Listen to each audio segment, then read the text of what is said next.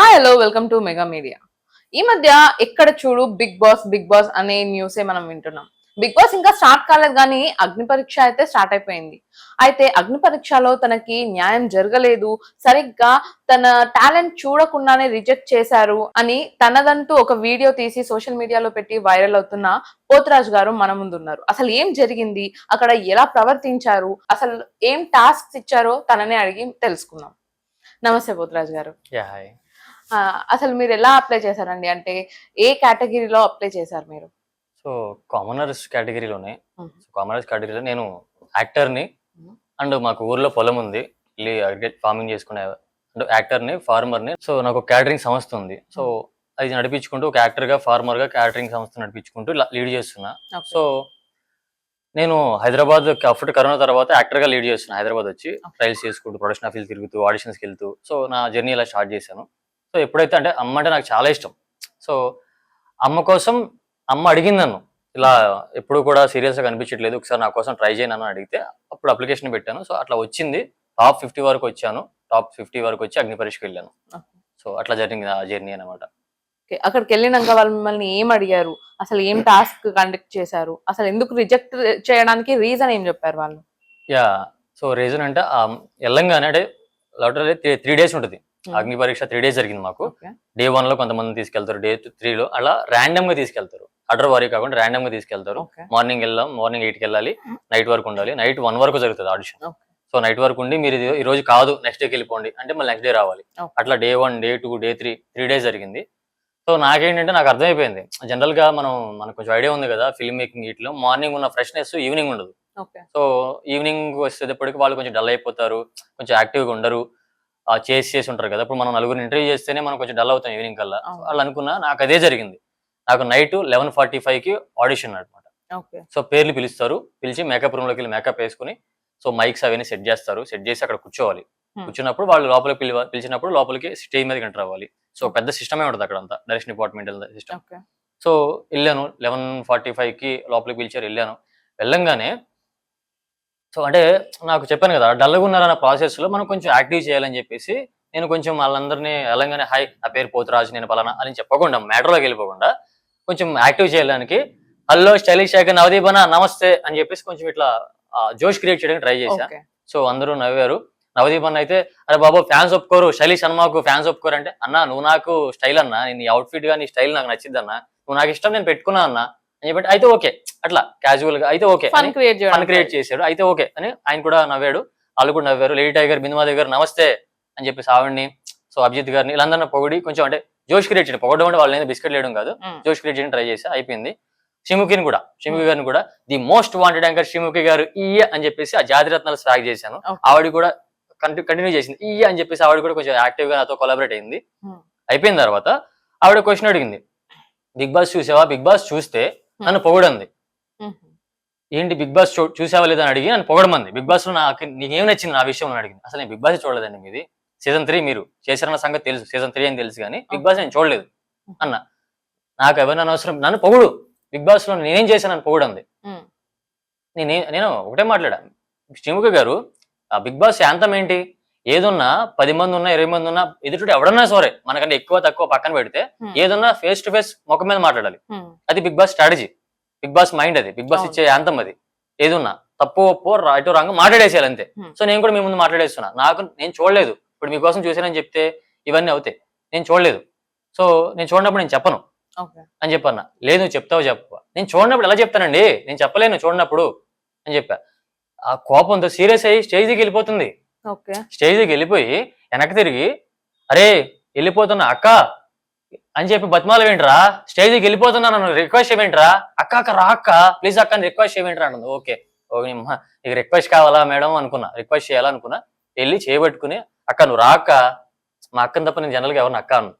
So ఆవిడ అడిగింది అక్క అని, అక్క రా అక్క అని చెప్పేసి ఆవిడ చేయబట్టుకుని పైకి తీసుకొచ్చి చాలా సీరియస్ అయిపోయింది. సో ఏం చేయాలి అర్థం కాల, రిక్వెస్ట్ చేయాలని రిక్వెస్ట్ చేసి నిల్చోబెట్టాను. తీసుకొచ్చిన తర్వాత నవదీప్ గారు, బిందు మాధవి గారు, అభిజిత్ గారు మాకు స్ట్రైట్ గా ఉంటారు. నవదీప్ గారి దగ్గరికి వెళ్ళి ఆ జడ్జిమెంట్ తీసుకురారా అని చెప్పింది, ఆయన ఇచ్చే జడ్జిమెంట్. ఆయన దగ్గరికి వెళ్ళి తీసుకొచ్చి వీడి దగ్గర చేతిలో పెట్టుకుని కూర్చుంది, పక్కన కూర్చోడు వెళ్ళి.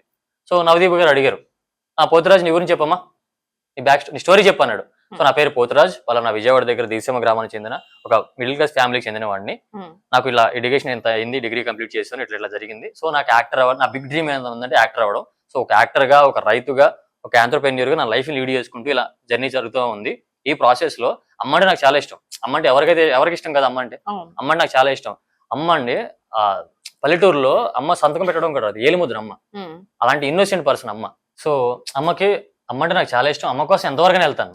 సో ఆ ప్రాసెస్ లో కొంచెం అమ్మకి హెల్త్ ఇష్యూస్ వస్తున్నాయి. అంటే టైఫాయిడ్ ఫీవర్ వస్తుంది, రెగ్యులర్ గా 4 years నుంచి కంటిన్యూగా వస్తుంది ఇప్పుడు. సో టైఫాయిడ్ ఫీవర్ వచ్చిందని హాస్పిటల్ తీసుకెళ్ళింది, అక్క తీసుకెళ్ళింది. చూపించుకుని వస్తూ ఉండగా ఆ వాష్రూమ్ లో, హాస్పిటల్ వాష్రూమ్ లో కాలు స్లిప్ అయ్యి వాష్రూమ్కి వెళ్ళి పడిపోయింది. పడిపోయినప్పుడు మనం పడిపోయినప్పుడు ఇలా బ్యాలెన్స్ చేసుకుంటాం కదా, ఈ ప్రాసెస్ లో కొంచెం ఇది ఫ్రాక్చర్ అయిపోయింది, చేయి మొత్తం ఇట్లా విరిగిపోయింది. సో విరిగిపోయినప్పుడు ఆపరేషన్ చేయించాము. సో నేను చాలా పెయిన్ ఫీల్ అయ్యాను టైంలో. ఇలా జరిగింది అనగానే అసలు ఏంటి, ఏదో కోసం వెళ్ళి జ్వరం వచ్చిందని చెప్పి హాస్పిటల్కి వెళ్ళి తిరిగి వస్తూ ఉండగా మళ్ళీ చేయగడం, సో బాధలో ఉన్నా. అలాంటి టైంలో కొన్ని రోజుల తర్వాత రికవర్ అయింది. రాడ్లు వేసారు, ఇట్లా పెట్టుకుని తప్ప చేయి తీయకూడదు, ముందుకి చేయి వెనక మూసేయకూడదు. సో ఇలాంటి పొజిషన్ లో ఉంది, చేయి నొప్పి వస్తుంది, తన పెయిన్ అనిపించింది, అరకేరం అనిపించింది తల్లి. సో ఏ రోజు కూడా హైదరాబాద్ వచ్చినప్పుడు కానీ ఎక్కడన్నా కానీ ఏ కోరిక లేదు, ఏం అడగదు. నువ్వు ఎలా ఉన్నావు, తిన్నావా నాన్న, బాగున్నావు, ఇది తప్ప నాకు అలా చేయి, పక్కింటోడు 1,00,000 సంపాదిస్తున్నాడు, పక్కింటోడు 30,000 సంపాదిస్తున్నాడు, ఏం చేయలేకపోతున్నావు, ఏంటిది, నేనేం చెప్పలేదు, ఇలాంటిది ఏం లేదు. ఒక తల్లి కదా, తల్లి ఏం అడగదు.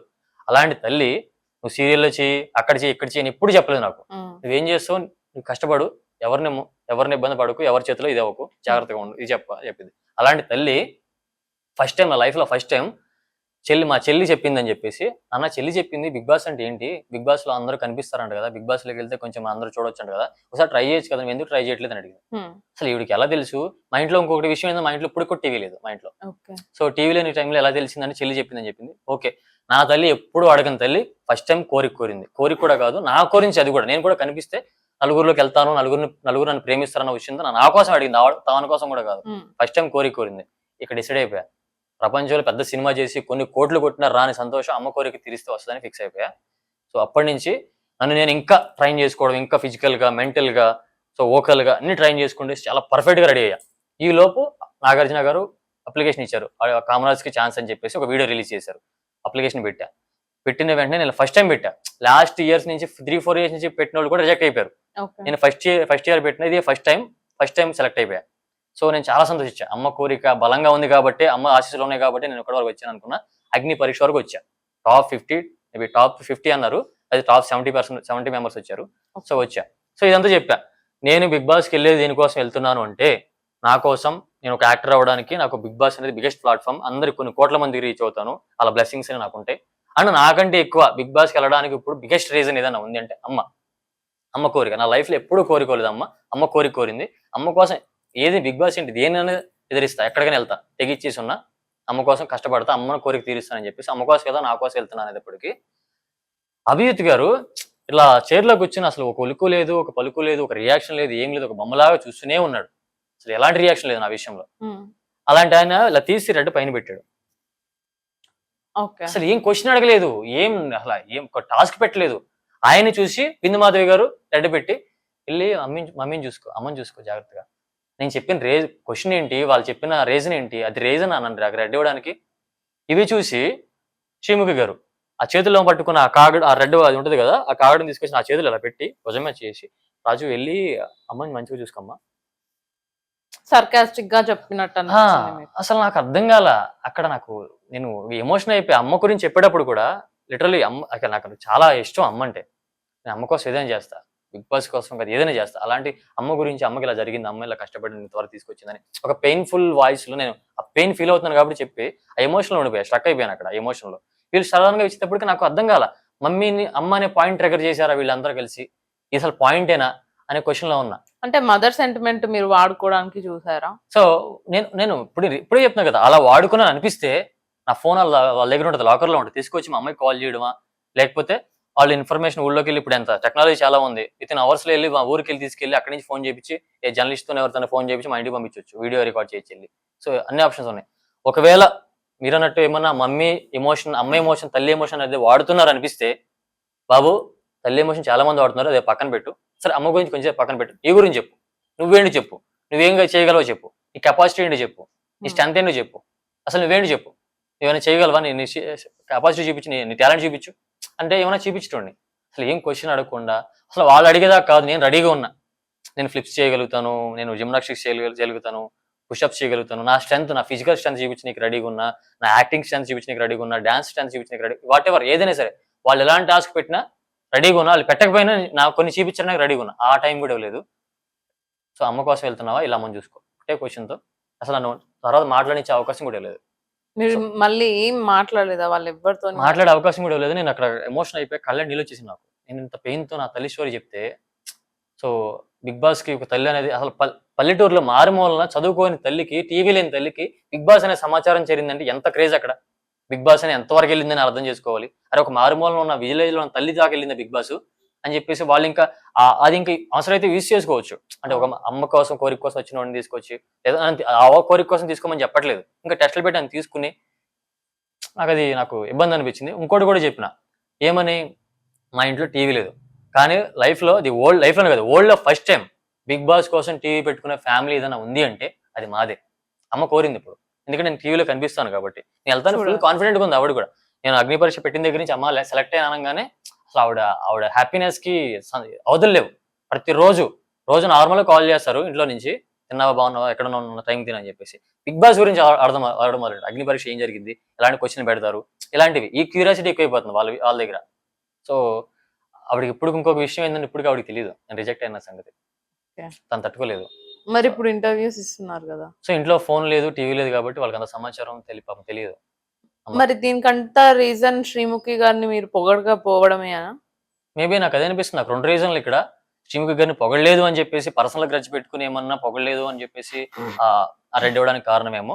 ఇంకోటి మదర్ని, అంటే ఒక సామాన్యుడు అని చెప్పి సామాన్యుడు స్టేజ్ మీదకి పిలిచి, సో తీసుకోపో పక్కన పెడితే, సామాన్యుడు తల్లిని అవమానించారు అన్న ఫీలింగ్ నాకు కలిగింది. ఇప్పుడు నా తల్లి కోసం వెళ్తున్నా, మీరు అన్నట్టు వేరే వాళ్ళు ఎమోషన్ వాడుకుంటారేమో, ఫేక్ ఎమోషన్ పెట్టి మా అమ్మ కోసం వెళ్తున్నా వాడుకుంటారేమో. సో అంటే ఆ ఫేక్ లో నాది ఒరిజినల్ ఎమోషన్ ముసుగులో కింద పడిపోయిందేమో. సో పక్కన పెడితే నన్ను క్వశ్చన్ చేయొచ్చు కదా, నువ్వేంటి నా తల్లి గురించి పక్కన పెట్టి, బాబు అమ్మ గురించి పక్కన పెట్టి నీ గురించి చెప్పు అంటే సరిపోయేది. నన్ను ఎలాంటి క్వశ్చన్ అడగలేదు, ఎలాంటిది లేదు. సో అది నాకు పెయిన్. నేను కేరే చేయను, నాకు ఐ డోంట్ కేర్. నేను బిగ్ బాస్ లో వెళ్ళాలి, నేను పీకేసీ, నాకు అదే పెద్ద డ్రీమ్ కూడా కాదు. కానీ నాకు అన్ఫేర్ జరిగింది, అది నా పెయిన్. అన్ఫేర్ జరిగింది. సరిగైన టాస్క్ పెట్టి, ఇప్పుడు ఏదన్నా ఒక 50 పుషప్స్ కొట్టు, లేదంటే టాస్క్ పెట్టి ఏదైనా చెయ్యి, లేదంటే ఇప్పుడు మొన్న పెట్టారు కదా అమ్మాయి ఏదైనా ప్రోమో రిలీజ్ అయింది, షూస్ క్లీన్ చేయి, షూస్ కాదు, నా మొబైల్ పాల్గొట్టు కూడా రెడీగా ఉన్నా. బిగ్ బాస్ లోకి వెళ్ళాలి, అమ్మ కోరిక నెరవేర్చాలి, దేనికైనా రెడీగా ఉన్నా. ఏదైనా చేస్తుండే, ఒక టాస్క్ పెట్టలేదు, ఒక ఫిజికల్ టెస్ట్ పెట్టలేదు. శ్రీముఖి గారు నామినేట్ చేయి, ఎలా నామినేట్ చేస్తా చూస్తాం, చేయమని చెప్పి చేస్తా. ఎవరైనా నామినేట్ చేయమని చెప్పి చేస్తా. లేదా నీ వోకల్ స్ట్రెంత్ చూపించు, ఏది చూపించమని చూపిస్తా. బట్ ఏ అవకాశం ఇవ్వలేదు, చూపించుకునే టైం ఇవ్వలేదు. సో ఏదైనా రీజన్ చూపించి, నేను ఇప్పుడు ఒక 50 పుషప్స్ చేయమన్నప్పుడు 49 పుషప్స్ మాత్రమే చేయగలిగి 1 పుషప్ దగ్గర నేను ఆగిపోతే నేను అయిపోతా. నేను ఓడిపోయానని చెప్పి సైలెంట్గా నేను బయటకు వచ్చేస్తాను. అసలు నాకు మాట్లాడడం కూడా కాదు. బట్ నాకు ఎలాంటి టాస్క్ లేకుండా అన్ఫేర్ ప్రాసెస్ లో రిజెక్ట్ చేశారు అని నా పెయిన్. సో మీకు ఇన్స్టాగ్రామ్ లో ఎంతమంది ఫాలోవర్స్ ఉన్నారండి? నాకు అసలు ఫాలోవర్సే లేరు, తక్కువ, ఒక 1K. అది కూడా రీసెంట్ గా కంటిన్యూ చేస్తున్నాం కాబట్టి వస్తున్నారు, అసలు ఫాలోవర్సే లేరు. మరి ఇప్పుడు మీరు బిగ్ బాస్ కి వెళ్ళలేదు, రిజెక్ట్ అయ్యారు, ఇలా శ్రీముఖి పేరు వాడుకొని ఏమన్నా నలుగురిలోకి వెళ్దాం అనుకుంటున్నారా మీరు? శ్రీముఖి పేరు వాడుకుంటే అక్కడ ఫెయిర్ అన్ఫేర్ అనేది వాళ్ళ దగ్గర టెలికాస్ట్ అనే వీడియో ఉంది. రేపు వాళ్ళు వీడియో రిలీజ్ చేసినా, నేను తప్పు చేశానంటే నేను ఫుల్ అయిపోతా ఇక్కడ. సో అది నేను చెప్పాల్సిన అవసరం, ఏది జరిగిందో అది క్లియర్గా మీకు చెప్తున్నా. అది రేపు వాళ్ళు రిలీజ్ చేస్తే ఓకే, అది రిలీజ్ చేయకుండా ఉన్నారు అంటే అది వాళ్ళ మిస్టేక్ అయింది కదా. ఇప్పుడు రిలీజ్ చేసి తన పోతురా చెప్పిన తప్పు జరిగింది ఇక్కడ ఇది రిలీజ్ చేసి చూపిస్తే నేను తప్పు అవుతా. సో నాకు తెలిసి అమ్మ ఎమోషన్ వాడుకుని నేను తప్పు చేయాల్సిన అవసరం నాకు లేదు ఇక్కడ. నాకు జరిగిన అన్యాయాన్ని శ్రీముఖి గారు ఇలా చేశారు, నవదీప్ గారు ఇలా చేశారు అని చెప్పి చెప్పాలనుకున్నా. ఇంకోటి ఏంటంటే, నవదీప్ గారు అంటే లాస్ట్ సీజన్ లో కానీ బయట కానీ సినిమా వీటిలో కానీ కొంచెం ఆయన అగ్రెసివ్ ఉంటాడు. అంటే అగ్రెసివ్ అంటే ఆయన తత్వం అలాంటిది కాదు, ఆయన ఆపోజిట్ పర్సన్ బట్టి అగ్రెసివ్ ఉంటాడు. ఎవరైనా ఏదైనా గట్టిగా మాట్లాడడానికి అయితే ఏంటి అన్నట్టుగా మాట్లాడతాడు. అట్లా అగ్రెసివ్గా ఉండే పర్సన్ నేను చెప్పే ఆ బ్యాక్ స్టోరీ విని అమ్మకు కనెక్ట్ అయ్యారు, వాట్ ఎవర్ దేనికి కనెక్ట్ అయ్యారు, ఆయన నాకు ఎక్కువ ఇంటరాక్ట్ అయ్యాడు. సో ఆయన నేను చెప్పేది వినడం, ఓకే అమ్మ బాగా చూసుకున్నా, అమ్మ బాగుందా, అమ్మ ఇప్పుడు బాగున్నారా, ఇలా చిన్న చిన్న ఇంటరాక్షన్ చేశాడు, నాతో ఇంటరాక్ట్ అయ్యాడు ఆయన. సో నాకు పాజిటివ్ అలా కనిపించింది. ఆయన ఖచ్చితంగా గ్రీన్ ఇవ్వడానికి రెడీగా ఉన్నాడు. ఆయన ఇవ్వాల్సిన జడ్జిమెంట్ తీసుకొచ్చి శ్రీముఖి పెట్టేసుకున్న దగ్గర రెడ్ ఇవ్వాలి అని మైండ్లో పెట్టేసుకుంది కాబట్టి ఆయన దగ్గర పెట్టుకుని నేను రెడ్ ఇవ్వాలి అని రెడీ కూర్చుంది. లేకపోతే ఆయన దగ్గర నుంచి నాకు పాజిటివ్ వైబ్ వచ్చింది, నాతో ఇంటరాక్ట్ అయ్యాడు. సో నాకు గ్రీన్ వచ్చేది అతని దగ్గర నుంచి, కనీసం నేను హోల్డ్ అని ఉండేటండి. ఇంకొక పాయింట్ ఏంటంటే హోల్డ్ లో ఉన్నా కూడా కొంతమందిని మొన్న మండే హోల్డ్ లో ఉండి 8 మందిని లేపేశారంట. కారణం లేకుండా మీరు వెళ్ళిపోండి ఎందుకన్నారంట. ఓకే. కనీసం నేను రెడ్ ఉండి బయటకు వచ్చేసాను అన్ఫేర్ గా, హ్మ్. వాళ్ళకి హోల్డ్ లో పెట్టి నుంచి ఆశ కూడా ఉంది. పంపించేశారు సమాధానం చెప్పకుండా. అందులో ఒక పర్సన్ దేనికి తీస్తున్నారు మేడం మాకు రీజన్ చెప్పండి అంటే మేమేం చేయాలో మాకు తెలుసు అన్నారంట. సో ఇప్పుడు మిమ్మల్ని మళ్ళీ వైల్డ్ కార్డ్ ఎంట్రీలో రమ్మంటే మీరు వెళ్తారా? ఇప్పుడు మీకు చెప్పడానికి నా పెయిన్ చెప్పడానికి రీజన్ కూడా అదే. అంటే వాళ్ళని ఎవరిని ఇక్కడ నేను నిందించట్లేదు. ఎవరి ప్రాబ్లమ్ ఉంది, ఎవరు కావాలని చేశారని చెప్పట్లేదు. నేను ఫస్ట్ లోనే చెప్పాను మీకు. వాళ్ళు మార్నింగ్ నుంచి ఈవినింగ్ వరకు చేసి టైర్డ్ అయిపోవడం వల్ల, ఏ ఎఫెక్ట్ వల్ల, దేని వల్ల సంథింగ్ అక్కడ మిస్టేక్ జరిగింది. ఓకే. అది వాళ్ళకి కూడా తెలియకుండా జరిగిందేమో. వాళ్ళకి కూడా తెలియాలి.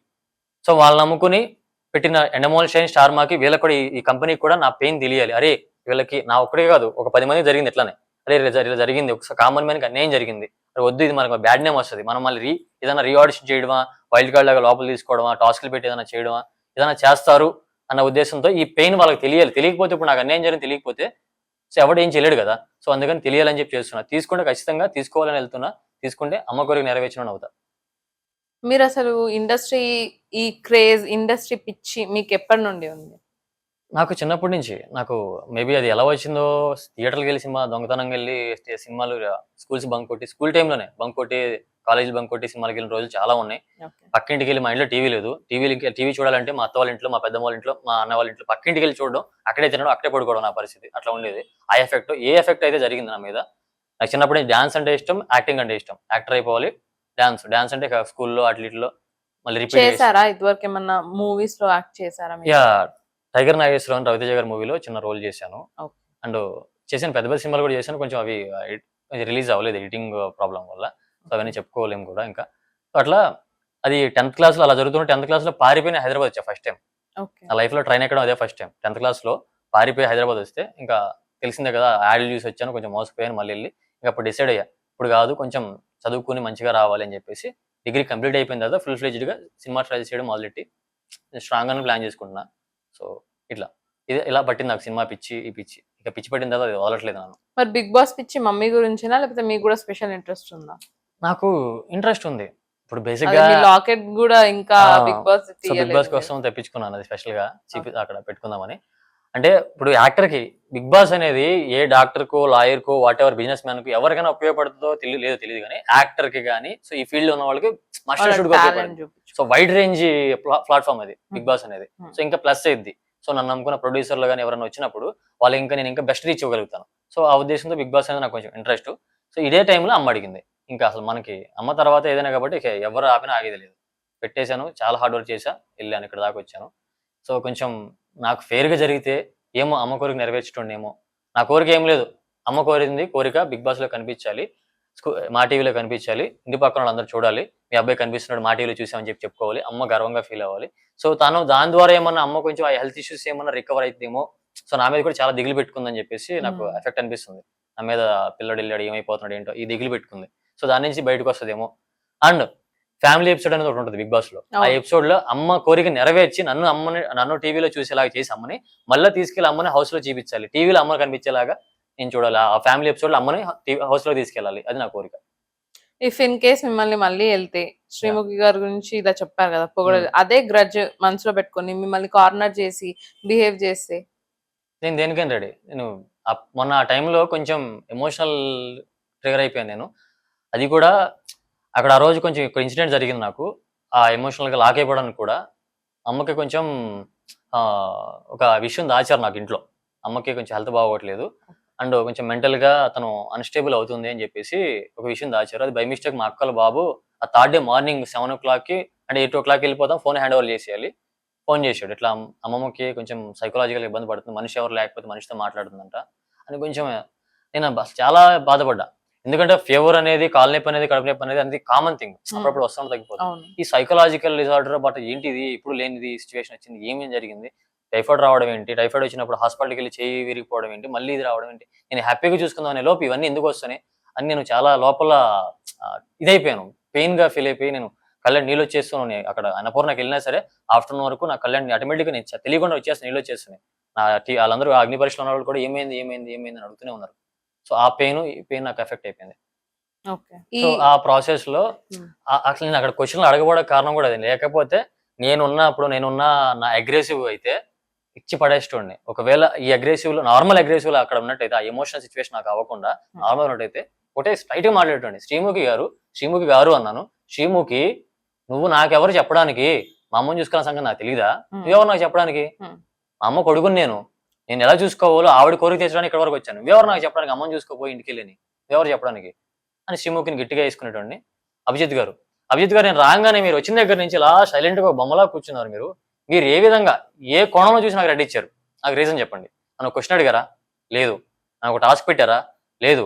నన్ను ఏ విధంగా ఇప్పుడు ఒక జడ్జ్మెంట్ ఎలా ఇవ్వాలి? మీరు ఏ విధంగా చూపిస్తారు? నేను చెప్పేది పూర్తిగా వినాలి, నన్ను టెస్ట్ చేయాలి, నేను దేనికి అర్హునా అనర్హునా అంటే ఒక సిచ్యువేషన్ అయిపోయిన తర్వాత మనం కూడా అనుకుంటాం మరి ఇలా కాదు ఇలా ఉండాల్సింది అని.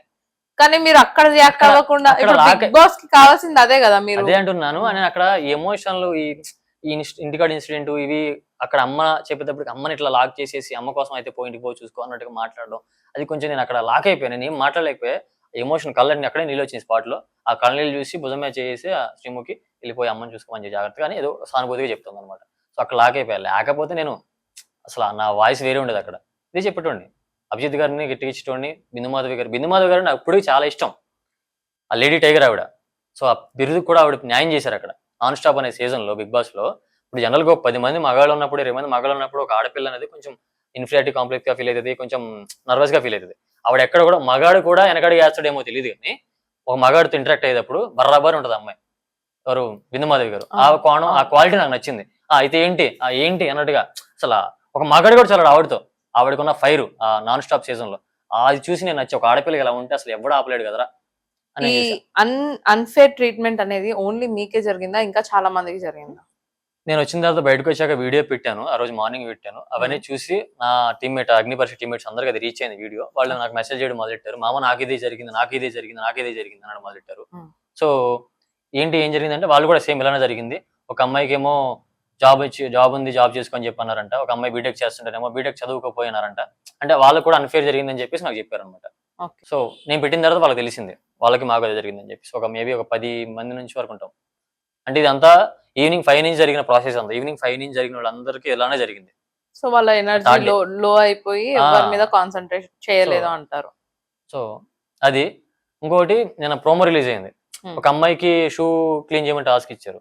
సో కనీసం అందులో 0.0% కూడా మమ్మల్ని క్వశ్చన్ చేయలేదు ఇలా చేయని. ఆమె షూ క్లీన్ చేయమంటే నేను క్లీన్ చేయను అంటే. అది మీకు ఎంతవరకు కరెక్ట్ అనిపించింది? డైరెక్ట్ అభిజిత్ గారు వెళ్ళి మరీ క్లీన్ చేశారు అమ్మాయి. ఆయన క్లీన్ చేసింది కరెక్ట్. ఇలా చేయాలమ్మా, దీన్ని తక్కువగా చూడకూడదు అని ఆయన క్లీన్ చేసాడు. అది ఆయన వరకు కరెక్ట్ అది. కానీ ఆవిడకి చెయ్యను అనే పర్సన్ కి నువ్వు అక్కడ జడ్జిమెంట్ లో ఉన్నప్పుడు ఏం చెప్పాలి? చేయకపోతే ఓకే వెళ్ళిపో బయటికి రెడ్ అని చెప్పి ఇచ్చేసేయాలి. మళ్ళీ ఆవిడకి ఇంకో ఆప్షన్ ఇచ్చి ఇంకో అవకాశం ఇచ్చి క్లీన్ చేయించాల్సిన అవసరం వచ్చింది ఆవిడకి. సో మాకు అందులో క్వశ్చన్ కూడా అడగలేదు కదా అని మా బాధ. అంటే గ్లామర్ కి ఎక్కువ ప్రయారిటీ ఇచ్చారు. ఇస్తున్నారా? అతనేమో మిథిలేష్ అని చెప్పేసి ముంబై నుంచి, అతను తెలుగు రాదు, సరిగ్గా తెలుగు మాట్లాడే రాదు అతనికి. ముంబై నుంచి వచ్చాడు, తెలుగుడే, ముంబై నుంచి వచ్చాడు మిథిలేష్ అని చెప్పేసి. ఈ టాలెంట్ చూపించాను కానీ ఫస్ట్ లో ఆ ప్రోమోలో షర్ట్ తీసేస్తాడు బయట. అది టాలెంట్ చూపించడం అనుకుంటే నేను షర్ట్ కూడా అంటే ఓన్లీ ఫిలిం ఇండస్ట్రీ అనుకుంటున్నాం కానీ ఇప్పుడు ఈ రియాలిటీ షోస్ కి కూడా గ్లామర్ ఇంకా ఈ బయట వాళ్ళని తీసుకురావాలి అన్నదే ఎక్కువ కాన్సన్ట్రేషన్ పెట్టారా? గ్లామర్ అదే కనిపిస్తుంది. బయట వాళ్ళని ఫోటో అనే పర్సన్ తీసుకొచ్చారు జపాన్ నుంచి ఫ్లైట్ టికెట్ వేసి తీసుకొచ్చి. మన వాళ్ళలో లేదంటారా అంత కంటెంట్? మరి మేబీ అదే టాలెంట్ లేదేమో, మన వాళ్ళు అందరు వేస్ట్ గా అయిపోయారేమో చివరికి. మనం తీసుకొచ్చి వాడికి హోటల్ ఇచ్చి మాకు కనీసం మన ఇంటి దగ్గర నుంచి మాకు వెహికల్ కూడా పెట్టలేము. మాకు వాడికి ఫ్లైట్ ఛార్జెస్ వేయించి హోటల్ ఇప్పించి అక్కడ హోటల్ నుంచి వెహికల్ పెట్టి. సో నేను ఒకటే చెప్పాలనుకుంటున్నా, ఇప్పుడు ఎవరైతే ప్రోమో రిలీజ్ అయింది నిన్న, ఆ ప్రోమో రిలీజ్ అయినప్పుడు ఆ మిథిలేష్ కానీ ఆ లేడీస్ కానీ లేడీస్ అండ్ గర్ల్స్ తో పోల్చుకుంటే ఎవరైనా సరే ఎవరితో పోల్చుకున్నా వోకల్ గా, మెంటల్ గా, ఫిజికల్ గా, ఎంటర్టైన్మెంట్ పరంగా ఒక స్టెప్ ముందే ఉండే క్యారెక్టర్ నాది. ఆ క్యాపబిలిటీ, నా పర్సనాలిటీ ఒక స్టెప్ ముందే ఉంటా. ఏ విషయంలో ఉన్నా సరే వాళ్ళతో పోల్చుకుంటే ఒక స్టెప్ ముందు. ఎప్పుడైనా సరే వాళ్ళకి నాకు టాస్క్ పెడితే ఒక స్టెప్ ముందే ఉంటా. సో అలాంటి క్యాపబిలిటీ ఉన్న నన్ను ఫెయిర్ గా కాకుండా అన్ఫేర్ గా రిజెక్ట్ చేయడం అనేది నన్ను తీసుకోలేకపోతున్నా అప్పుడు కూడా. అయితే మీరు ఒక వర్డ్ చెప్పారు, ఫార్మర్ కూడా అని చెప్పారు కదా. అయితే ఒక సీజన్ లో ఫార్మర్ పల్లవి ప్రశాంత్ గారు కొట్టారు. మీరు ఆ సెంటిమెంట్ ఇంకా మదర్ సెంటిమెంట్ వాడుతున్నారని ఎక్కువ అనిపిస్తుంది. అంటే నేను జరిగింది చెప్పాను, రియల్ లైఫ్ చెప్పా. నేను చెయ్యాలి, నేను ఎవరు అన్నప్పుడు నేను చెప్పాలి. నేను ఒక యాక్టర్ నేను చెప్పాలి, మా ఊర్లో పొలం పని చేసుకున్నానని చెప్పాలి, అన్ని చెప్పాలి. అది నీకు అన్ఫేర్ అనిపిస్తే, లేదంటే అది నీకు వాడుకున్నావు అనిపిస్తే బాబు అది పక్కన పెట్టు, నువ్వేంటో చెప్పు, నీ కెపాసిటీ చూపించు. ఇప్పుడు బిగ్ బాస్ లో టాస్క్లు ఉంటాయి, నామినేట్ చేయాలి, ఉమ్, నామినేషన్ చేసి చూపించు. Hmm. బిగ్ బాస్ లో ఫిజికల్ టాస్క్లు ఉంటాయి, నీ ఫిజికల్ స్ట్రెంత్ చూపించు, ఆ వెయిట్ ఎత్తు, లేకపోతే అక్కడ జిమ్ చేయి, అక్కడ హ్యాంగింగ్ చేయి, అక్కడ పుషప్స్ చేయి, లేకపోతే నీ కెపాసిటీ, నీ మెంటల్ స్ట్రెంత్ చూపించాలి, నీ ఫోన్ పగలగొట్టు, నువ్వు షేవ్ చేసుకోవాలి, నీకు ఏదైనా ఇష్టం, షేవింగ్ ఇష్టమా, నువ్వు లుక్ ఇష్టమా, షేవ్ చేసుకో, క్లీన్ షేవ్ చేసుకో, ఏదైనా సరే, పచ్చబొట్టు అనే టాస్క్ ఉంటుంది, పచ్చబొట్టు ఏదైనా సరే, అమ్మ కోసం దేనికైనా రెడీగా ఉన్నాను, దేనికైనా రెడీగా ఉన్నాను అమ్మ కోసం. అగ్ని పరీక్షలో నెక్స్ట్ ఇంకా ఎట్లాంటి చేంజెస్, మీలాంటి ఇబ్బందులు ఇంకా ఫేస్ చేయొద్దంటే జడ్జిమెంట్, ఎలాంటి చేంజెస్ చేయాలి? Mainly judgement. ఇప్పుడు ఒకరికి టైం ఇచ్చినప్పుడు ఓకే, వాళ్ళ ఇష్టం వాళ్ళది, ఒకరికి హాఫ్ అన్ అవర్ ఇస్తాం, ఒకరికి 1 hour ఇస్తాం, ఒకరికి 10 minutes ఇస్తాం, మా ఇష్టం అంటారా, ఓకే మీ ఇష్టం, కానీ ఇచ్చేదే fair గా చేయండి. Hmm. ఒకలాగా చేసి అన్ఫేర్ చేసి ఇలా కామన్ మ్యాన్ ఎమోషన్తో, కామన్ మ్యాన్ కోరికతో ఆడుకోవడం కరెక్ట్ కాదు. ఇంకోటి ఏంటంటే కామన్ మ్యాన్ ఆర్థిక పరిస్థితితో కూడా ఆడుకున్నారు ఇక్కడ. సో నేను కానీ కొంతమంది కానీ మాకు డేట్స్ చెప్తారు, మెయిల్ వస్తుంది 5th నుంచి 25th వరకు, అంటే నియర్ బై 1 month వాళ్ళ డేట్లు ఇచ్చేయాలి మనం. Okay. ఏ పని పెట్టుకోడు, జాబ్ ఎప్పుడు చేసేటోడు పిలిచినా జాబ్ గానీ? రిజైన్ చేయాలి, వాళ్ళకి లాస్, జాబ్ రిజైన్ చేస్తే వాడు ఉపాధి కోల్పోయినట్టే.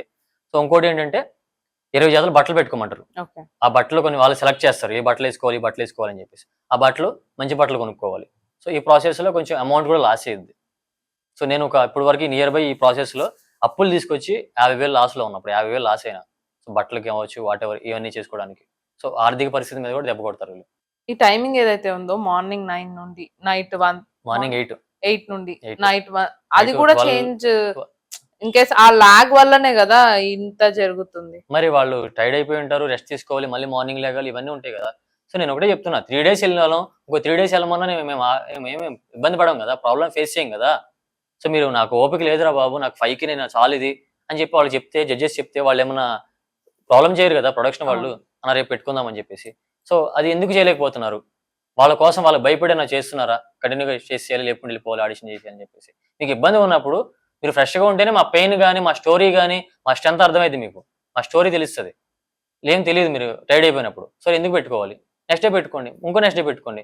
3 days ఉన్న వాళ్ళు ఇంకో 3 days ఉండలేమా? ఈ అమ్మ కోసము, ఉమ్. బిగ్ బాస్ కోసం ఇదంతా కాదు, మీ గోల్ ఏంటి, మీ లక్ష్యం ఏంటి? నా గోల్, సో నేను యాక్టర్ అవ్వాలి, బెస్ట్ యాక్టర్ అవ్వాలి, బిగ్గెస్ట్ యాక్టర్ అవ్వాలి, తెలుగులో అవ్వచ్చు, మల్టీ లాంగ్వేజ్ లో అవ్వచ్చు, బెస్ట్ యాక్టర్ అవ్వాలి అని నా biggest dream.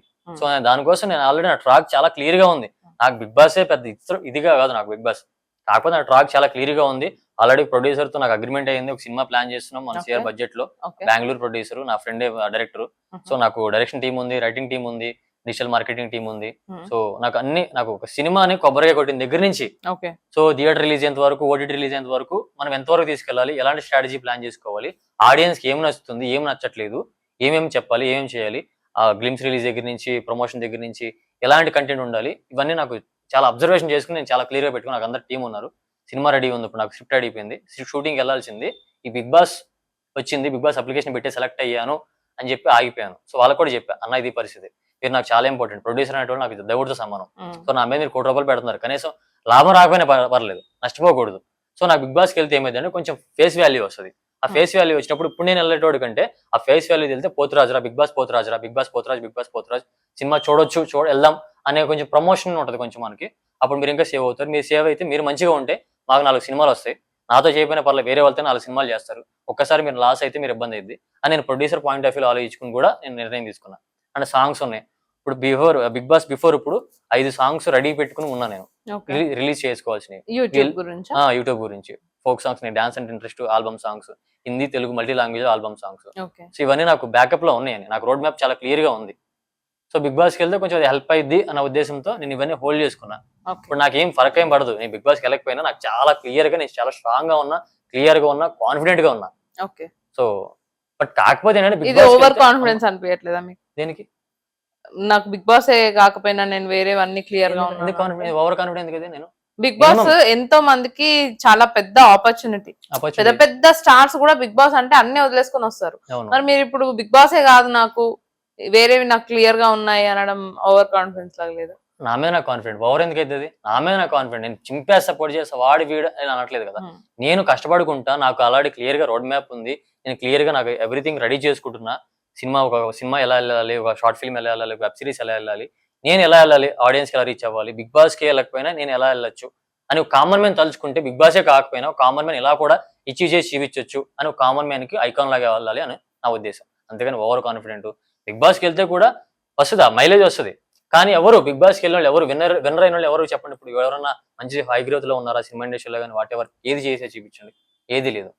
So big boss అనేది వాళ్ళకి ఒక డ్రామా లాగా అయిపోతుంది. బయటకు వచ్చాక కూడా వాళ్ళు ఏది చేయలేకపోతున్నారు.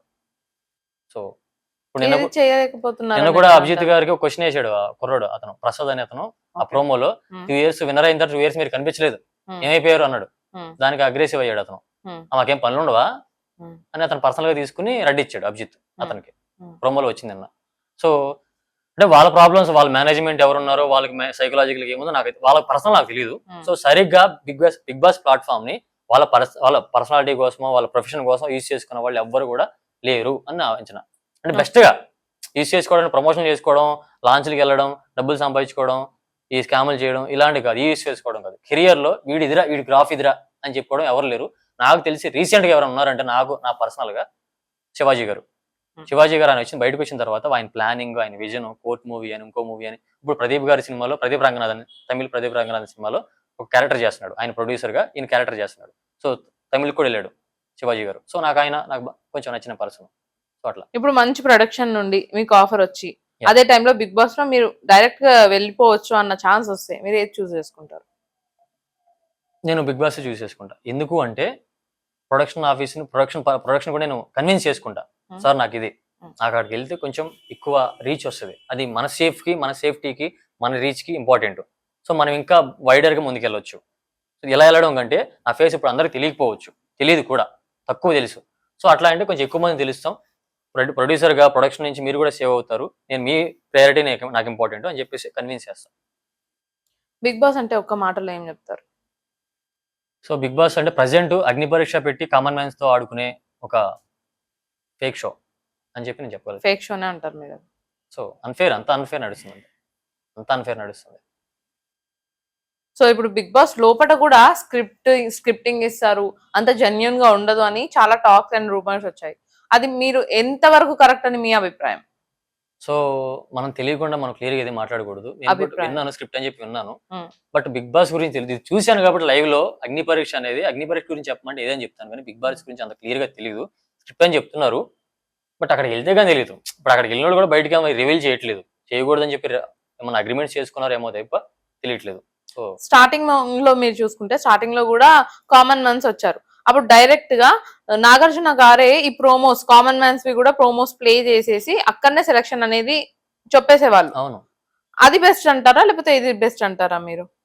ఎక్కడ స్టార్టింగ్ సీజన్స్ లో ఆ, నాగార్జున గారే కామన్ మ్యాన్స్ వాళ్ళవి ఏవీస్ అనేవి ప్లే చేసి వాళ్ళు ఫిట్టా కాదా అని అక్కడనే చెప్పేసేవాళ్ళు.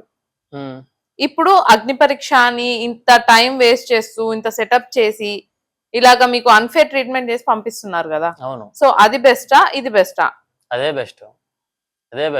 ఇప్పుడు కామన్ మ్యాన్ లోకి తీసుకెళ్దాం, కామన్ మ్యాన్ కూడా తీసుకుంటున్నాం అని ఒక పోర్ట్రేషన్ క్రియేట్ చేసి Hmm. వాళ్ళని వాడుకొని కామన్ ఆడియన్స్ కూడా రీచ్ అయిపోదాం, అరే కామన్ మ్యాన్స్ కూడా వెళ్ళొచ్చు అని బిగ్ బాస్ ఇంకా ఎక్కువ మంది రీచ్ అయ్యింది, ఎక్కువ టీఆర్పీ వస్తుంది అనే స్ట్రాటజీ తప్ప ఇక్కడ ఏం లేదు. స్ట్రాటజీనే. మీకు ఇప్పుడు అన్ఫేర్ ట్రీట్మెంట్ జరిగింది అని మీరు అంటున్నారు, కానీ అవును. మీరు మొత్తం బిగ్ బాస్ టీమ్ నే ఈ అగ్ని పరీక్ష అనేది అన్ఫేర్ వేస్ట్ ఒక స్ట్రాటజీ అని అంటున్నారు. అవును. అది తప్పు అనిపిస్తుంది.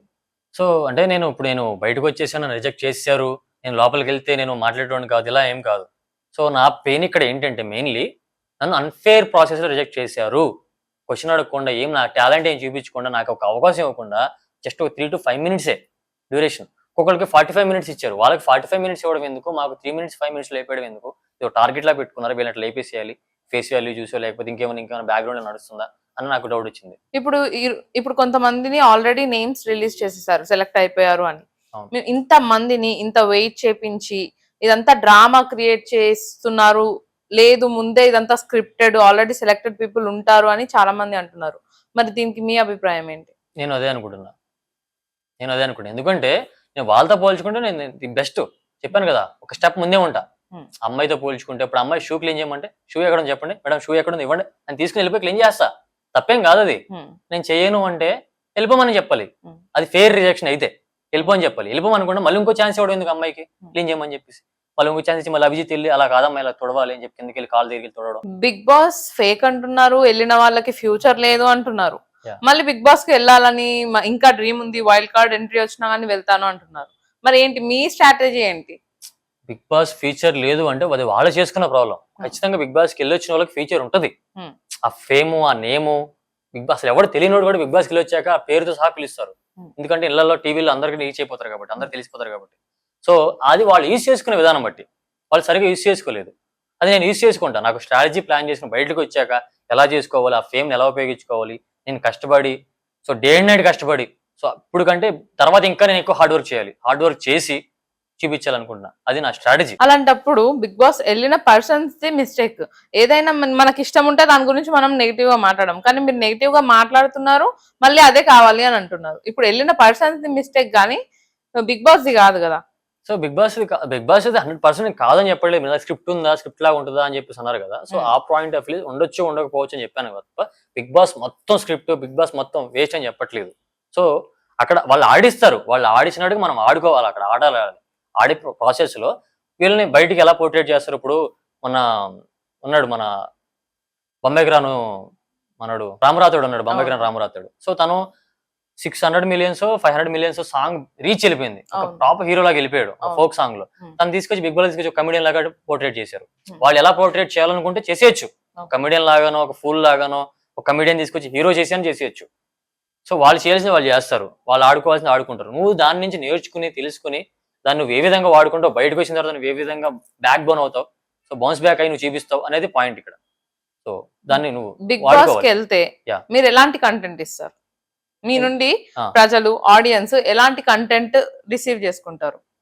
నేను డెఫినెట్లీ నేను ఇప్పుడు ఒక అన్నలాగా ఇంటి పక్కన అన్న ఎలా ఉంటాడో, తమ్ముడు ఎలా ఉంటాడో, బావ ఇంట్లో ఒక అమ్మాయితో బావ ఎలా ఉంటాడో, నేను ప్రతి ఒక్కళ్ళు సరదాగా ఉండాలనుకుంటున్నా. ఆ సరదా నుంచి వచ్చే ఇన్స్టెంట్ కామెడీ అంటే రంగస్థలం సమయస్ఫూర్తి అంటారు కదా, ఇన్స్టెంట్ కామెడీ చేస్తూ ఇన్స్టెంట్ గా కనెక్ట్ అవుతూ, సో టైం వచ్చినప్పుడు ఫైర్ అవుతూ, ఇప్పుడు ఎప్పుడు కూడా కామెడీగా ఉంటే కమెడియన్ అయిపోతాం.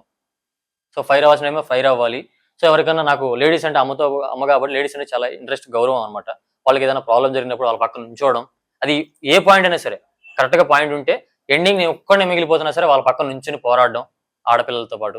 సో ఇలా జరిగింది, అన్యాయం జరిగింది, ఈ పిల్లకి అన్ఫేర్ జరిగింది, అమ్మాయికి అని చెప్పి నుంచోవడం. సో ఈ విధంగా నేను చేయగలిగింది టాస్క్ల విషయంలో, మెంటల్ స్ట్రాటజీల విషయంలో, ఎంటర్టైన్మెంట్ విషయంలో, నామినేషన్ టైంలో, వాయిస్ విషయంలో, అన్ని విధంగా నేను చేయగలిగి ఎంటర్టైన్ చేస్తాను. సో బిగ్ బాస్ అంటే కామనర్ షో అని బయట పోర్ట్రేట్ చేసుకుంటా, లోపల కామన్ పీపుల్ కే న్యాయం జరగట్లేదు అని అంటున్నారు. ఈ టీఆర్పీ వాడడం దాని గురించేనా? 100% కరెక్ట్ అది. సో ఎందుకంటే కామన్ పీపుల్స్ తో అని చెప్పేసి ఆ పేరు వాడితే ఇంకా కామనర్స్ కి, ఆడియన్స్ కి రీచ్ అవడానికి, బిగ్ బాస్ షో రీచ్ అవడానికి వేసే స్ట్రాటజీ ఇదంతా నాకు తెలిసి. సో రీచ్ అయ్యింది, ఎక్కువ మంది రీచ్ అయ్యింది. ఇప్పుడు కామన్ పీపుల్ నేను వెళ్తున్నాను అని తెలిస్తే మా ఊరు వాళ్ళందరూ చూస్తారు, ఆ స్క్రిప్ట్ తీసుకుని అమౌంట్ కట్టి తీసుకుని చూస్తారు, ఆ రీచ్ పెరిగిద్ది. అది ప్లాన్ చేస్తున్నారు.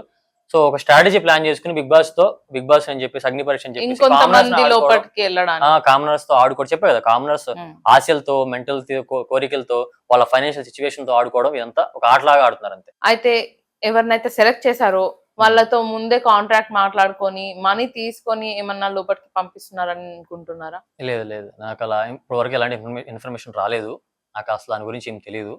అందులో అలా అనుకుంటే అందులో రాజ్ కుమారి అని చెప్పేసి నాకు అగ్ని పరీక్షలో పరిచయమైన ఫ్రెండ్ అనమాట అమ్మాయి. రాజ్ కుమార్ దయానా అని చెప్పేసి అమ్మాయి ఇప్పుడు డైరెక్ట్ గా ఫస్ట్ రోజు గ్రీన్ ఇచ్చారు. అమ్మాయి 3 గ్రీన్ ఇచ్చారు. సో అమ్మాయి చాలా మంచి అమ్మాయి. అమ్మాయికి అలాంటిది ఏం లేదు, బ్యాక్గ్రౌండ్ డబ్బులు కట్టి ఇలా చేసే అవకాశం ఏం లేదు.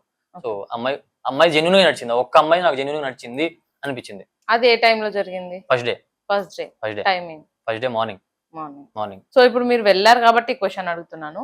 కొంతమంది సినిమా ఫీల్డ్ లో ఉన్న వాళ్ళు, ఫేమస్ రెప్యూటెడ్ పర్సన్స్ కి తెలిసిన వాళ్ళు రికమెండేషన్ తోని కూడా తీసుకుంటారు అని బయట టాక్. దాని గురించి ఏం లేదు అనిపించింది. అలా ఏమనిపించింది, అసలు అలా బ్యాక్గ్రౌండ్ తెలియదు. ఫస్ట్ ఆఫ్ ఆల్ ఇప్పుడు ఎవరు కూడా అక్కడ ముఖం తెలియదు మాకు. అక్కడ వెళ్తే వీళ్ళ అని అక్కడ పరిచయం చేసుకోవడం తప్ప వాళ్ళు ఎవరు, వాళ్ళకి ఏ బ్యాక్గ్రౌండ్ ఉంది, పొలిటికల్ బ్యాక్గ్రౌండ్ ఉందా, ఫిల్మ్ బ్యాక్గ్రౌండ్ ఉందా, ఏం తెలియదు కూడా. సో వాళ్ళు ఎలా సెలెక్ట్ అయ్యారా అవలేదు కూడా బయటకు వచ్చా మాకు తెలియదు. సో ఆ ప్రాసెస్ ఎలా ఉంటుందంటే ఆడిషన్ అయిపోయిన తర్వాత ఒక స్టేజ్ దగ్గర నుంచి కిందకు వచ్చాక తలదించుకోవాలని, ఎవరితో మాట్లాడకూడదు, ఎవరిని చూడకూడదు, ఇలాంటి రిస్ట్రిక్షన్ పెడతారు. వాళ్ళ పక్కన ఒక పర్సన్, డైరెక్షన్ డిపార్ట్మెంట్ ఒక పర్సన్ ఉంటారు. వాళ్ళు బ్యాగ్ తీసుకుని వెళ్ళిపోయి గేట్ దగ్గర వెళ్ళేదాకా ఎంతవరకు వాళ్ళు ఉంటారు, వెనకాల ఉంటారు. ఎవరితో మాట్లాడడానికి లేదు, ఎవరితో చూడడానికి లేదు, ఏది లీక్ చేయకూడదు. ఏదో ఐపీఎస్ ఎగ్జామ్ లెక్క ఉంటుంది అక్కడ మాకు. ఇప్పుడు మీకు ఆల్రెడీ అగ్ని పరీక్షలో సెలెక్ట్ అయ్యారు అని కాల్ వస్తుందా మీకు? ఇప్పుడు ఫస్ట్ కాల్ వస్తుంది, ఫస్ట్ మెయిల్ వస్తుంది. మెయిల్ వచ్చాక కాల్ చేస్తారు వాళ్ళ టీం. కాల్ చేసి టైమింగ్స్ అని చెప్తారు. తర్వాత మళ్ళీ 1 వీక్ 5 days ఉందనగా ఫాలో అప్ చేసుకుంటారు. మీరు ఎక్కడున్నారు, ఇలా బట్టలు పెట్టుకోవాలి, ఇట్లా ఉండాలి, ఈ టైంకి రావాలి, ఈ టైంకి రీచ్ అవ్వాలి, మీకు పలానా సో ఓటీపీ హెల్త్ దీనికి సంబంధించిన హెల్త్ చెకప్, బ్యాక్గ్రౌండ్ వెరిఫికేషన్ అదంతా ఉంటుందా అదేం మీకు? లేదు. హెల్త్ చెకప్ అనేది బిగ్ బాస్ కి ఫైనల్ అయిన తర్వాత, అగ్ని పరీక్ష అంతా కంప్లీట్ అయిపోయిన తర్వాత లో సో లోపలికి వెళ్తున్న వాళ్ళకి హెల్త్ చెకప్ చేయించుకోమంటారు. వాళ్ళకి ఏమన్నా అక్కడ కూడా ఏమన్నా హెల్త్ ఇష్యూస్ ఉన్నాయని బయటపడి అంటే వాళ్ళని ఆపేస్తారు ఇంకా. సో పోతురాజ్ గారు, మిమ్మల్ని నమ్మి ఒక ప్రొడ్యూసర్ ముందుకొచ్చి Yeah. మీ మీద ఇన్వెస్ట్ చేస్తాము అంటే మీరు వాళ్ళకి ఎలాంటి నమ్మకాన్ని ఇస్తారు, ఎలాంటి కాన్ఫిడెంట్ ని ఇస్తారు ఆ ప్రొడ్యూసర్?